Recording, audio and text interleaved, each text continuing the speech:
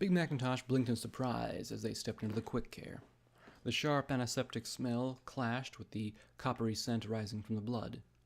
The nurse began, "Welcome to quick care, for the quickest care anywhere." Her eyes went wide. "Oh, this way," the Prue's pony said as she gestured for them to come around the corner. "We'll get some healing potions and you lickety-split. What happened?" "Mugging," Big Macintosh said. "I'll file a report as soon as we're done here." The nurse got a healing potion, and Twilight drank it as Big Macintosh put a pencil in his mouth and started to write on a clipboard. The silence was palpable, and the nurse kept looking from one to the other. If you don't mind, could you please fill that outside, sir? We normally allow patients in the back room." Big Macintosh sighed, held the clipboard and pencil in his mouth, and trotted into the waiting room. 10 minutes later, Twilight emerged, looking half angry and half confused. The nurse took the paperwork and wished them both well. "She thought that you'd cut me, with how we were acting and everything," Twilight said as she turned to face him. "I almost wish you had, then it wouldn't feel so bad." She closed her eyes and asked the dreaded question I knew was coming. "So, what now?" "Nothing. You go back to the ministry, I go back to base. That's that, Twilight." She looked as if she'd been stabbed again. "Oh." "I meant what I said about it being improper. You're a leader of Equestria, and I'm just a common grunt, slugging things out in the trenches. If folks know we're together, then neither of us will be able to do anything about our jobs. We can't be dating the number 3 most powerful mayor in Equestria. You can't be socializing with a dirt pounder like me." "But," she began. No buts. And I have to admit that I'm mighty hurt. This was how I found out. I never would have thought it was you. Rarity, perhaps, but not you," he said firmly as he looked down at her. "Now, if you feel up to it, you best get yourself back before they worry about you. And I need to make sure that that brown jerk is peeling potatoes till his horn falls off." Twilight crumpled a little more as he turned away. "Well, then, I'm sorry. Goodbye." Her flash coincided with the rubble of the clouds overhead. He got 3 steps before the hard Hoovington rain began to fall, and 6 more before his rump hit the ground as his face turned to the sky, hot tears mixing with the cold rain as he showed his own broken heart. The memory orb ended with me once more in darkness. I stared into eternity as I listened to the gurgle of water around the ship and felt the steady rolling. I let the orb rest on my chest. I could see Big Macintosh in that rain, feeling his heart ripping out of his chest as he tried best to keep his stoic and calm demeanor. He'd said what he had to drive her away and protect her. I was sure of it. Suffering for the one you love, because caring hurt no matter how you sliced it. But then, so did bullets. The gunfire outside was sharp and light. Low-power carbines and varmint hunting rifles, but there were a couple of them. I heard the pop of a hunting rifle and the boom of a familiar heavy automatic pistol. The rifle fire increased. We were under attack, and I couldn't do anything. "Scotch!" I called out as I rolled out of the cot. I didn't have a gun, barding, or any equipment. My legs folded underneath me, and it was all I could do to crawl forward, whichever direction that was. "Scotch, where are you?" Somebody yelled in agony up on the deck, and the hunting rifle went silent. And then I heard the panicked breaths of Scotch tape staggering in, along with the sounds of some pony dragging their hooves in the door before collapsing onto the deck. No, Mr. Tarboots." Scotch, what's happening?" I asked as I felt around. And then I felt hot blood rapidly cooling on the wooden deck. "The others are late, and there's ponies, like 4 or 5 ponies. They shot Oil Can, and now Tarboots. He's got a hole in his head." And then, from the sounds of the hoofs on the deck, they were coming right here. Oh, they're coming. They're coming. Her terror ratcheted her voice higher and higher. Okay, Scotch. I want you to give me my pistol and point my head towards the hatch. Then I want you to find the hatch to the bilge. Get down there, and no matter what you do, don't make a sound. Do you understand? She panted, and I smacked her. Understand! Yes, but what about? Don't worry about me. I've had ships fall on me. What are they going to do? But you need to hide. You need to stay quiet, no matter what. Can you do that? They were almost to the hatch. Yes, she replied. I felt the mouth grip as my lips bit down on it. Then she turned my head. There.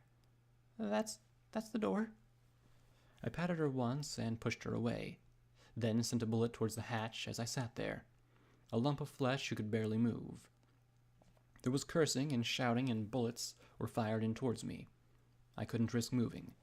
With the creaking sounds the boat made in the river, I couldn't tell if it was them coming or not. I just used my best guess, firing a single shot with enough space for Scotch to get herself hidden. I'd managed about 2 minutes before the gun fired on an empty chamber, and I sighed and spat the gun out. A moment later, I heard Buck say, "She's out." Yep. I'm out, genius. I just kept sitting there. What else could I do? Afternoon. If you've come to steal the ship, well, I'm afraid the captain won't like that much. And she's the only one who can make it work, I said. Who knows? Maybe I'd chanced upon practical bandits who were on a whole charitable mood and highly gullible. Holy shit. Is that... That's the security mare, one said with a gleeful giggle. It was a familiar voice. As I remembered, he'd been screaming for me not to kill him the last time I heard it. Well, we came back to Fallen Arch, and not only do we find a nice old boat, but my family's murderer, too. Seriously? That's the bitch that killed Sidewinder? Another drawled. Technically, Deuce killed him, I said, but these ponies weren't interested in technicalities. The realization of who I was spread rapidly. She killed my brothers, ransacked our home, took our property. She's the mare who nicked me in the museum, one shouted. Oh, this was going to suck. You're fucking dead. I swallowed. I couldn't let this be quick. Once I was dead, they'd rifle the ship. It would have to be slow. I grinned, as wide as I could. Thanks for doing me the favor, jackass. Go ahead. Put me out of my misery. Their shouts dropped into a dreadful silence, broken by low chuckles. The gun was pulled away. No, you don't get any favors from us, security. And it smashed against my face. The fun began. I tried to put up a fight. I did. My legs might have been useless, but I could still swing them around, and my mouth worked just fine. They grabbed my flopping legs and hauled me face down over a crate. Let's stop her flopping around once and for all, one cheered, and the others laughed as they pinned my leg down. Then I felt a sharp stab. Pin her down, Nails. Wait, what? I didn't scream, not at the spike of pain that went up my foreleg as the hammer struck the head again and again. Nor did I scream at the second, higher up. No, it wasn't until the third one, just below where my elbow had been, that I cried out, to their laughter. I called them every variant of fuckers I could as my foreleg was nailed to the floor too. No matter how I tugged, they weren't coming free. Not without leaving my legs behind. My rear legs were hauled apart, and 1, 2, 3, they were nailed to the floor as well. I squirmed and jerked. I couldn't help it. Every move hurt, which kept me moving. How's it feel, you cunt? You took everything from me. And that was the one from Fallen Arch. I was getting better at picking out their voices. I was barely able to spit out, I left you your life. Yeah, well, you'll pay me back for the favor, he replied. Then my tail was lifted and I felt a tongue. I couldn't help myself. I began to shake. I knew what was coming. I knew damned well. Hell, I was inviting it. Any dignity, pain, or humiliation. Just keep focusing on me. It didn't hurt like the nails. Those that hurt more, certainly. But as it was pushed into me, I cried out, much to their delight. And, as they got going, my own biology betrayed me, easing the violation. I hated it, but so long as I didn't hear Scotch cry out as well, I could endure it. I had to. And so I let them fill me however they wanted. And they laughed and called me a slut, as the words could hurt me now. Go ahead, I thought. Take another ride. Shoot another load. I can take it. I couldn't do anything, but I could take it. Again, and again, and again. But eventually, even violation gets boring. And then a buck said from nearby, "Finish her up. I'm going to see if there's anything else worthwhile in here." The fuck you are. I bit down hard on what was trying to choke me, made him cry and pull out. Then I jabbed my horn to the side of the one who'd just spoken. I blew out his guts all over me with a magic bullet. Fun time was over. Cunt, bitch, whore! Pretty original, but they were upset as they stomped me. I fired again and again until one of them got a hoof around my neck. I struggled. Do it! Do it! They began to cheer. I felt a sharp metal edge press against the base of my horn. One blow of the hammer, and I screamed like never before. 2 blows, and I felt blood trickle down my face. With a third, there was a resounding crack, and I felt a snap within my head like a rubber band breaking. And I wailed like a fool. The pain from the nails was nothing at all, compared to this. An integral part of myself had been torn away. Finally, I went limp. My body glazed in at least 3 different kinds of bodily fluids as I lay there over the crate. Enough. Fucking end this bitch. My face must have been masked in blood. Whoever Roses was, I apologized to her. Come on.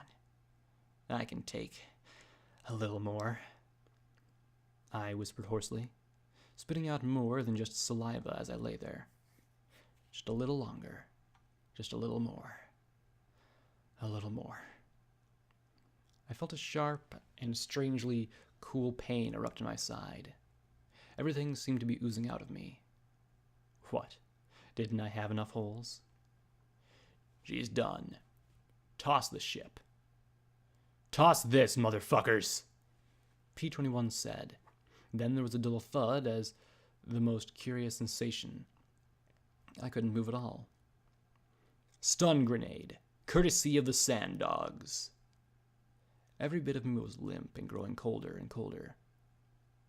No, he murmured softly before he summarized my state nicely with a tell, "Oh shit, Lacuna, get in here now, she's been stabbed." A little more. I had to hang on just a little more. There was a faint pop and a presence beside me. "Oh, Blackjack," was all that she said, and her horn touched my side. The warmth of her healing brought me from the pain, but the pain reminded me that I was alive. It let me hang in there.